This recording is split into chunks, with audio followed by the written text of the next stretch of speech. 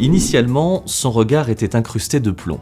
Aujourd'hui, le métal a disparu, mais la sculpture d'Ossip Zadkine a conservé son titre initial, Tête aux yeux de plomb. Les formes ici sont stylisées à l'extrême. Certains détails sont supprimés, d'autres disproportionnés. Crâne protubérant, arête du nez allongée, aplatissement de la face, arcade sourcilière géométrisée. La pierre calcaire, grisée, renforce l'austérité de l'œuvre. La tête aux yeux de plomb ne cherche pas à imiter la nature, mais à reconstruire librement des formes.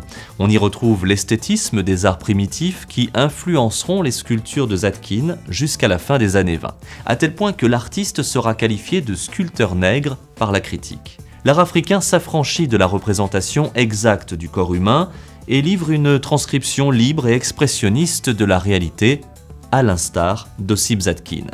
Une autre influence est perceptible dans la tête aux yeux de plomb, celle de Modigliani. Les deux sculpteurs se rencontrent dans le quartier Montparnasse, alors rendez-vous des artistes, et où Zadkine a installé son atelier en 1913 rue Rousselet. Une intense amitié va se nouer entre les deux hommes. Du primitivisme de ses premières sculptures, taillées dans le bois ou la pierre, Zadkine évoluera vers le cubisme. Il en abandonnera peu à peu la géométrie rigoureuse au profit de lignes plus fluides jusqu'au lyrisme des œuvres de ces dernières années.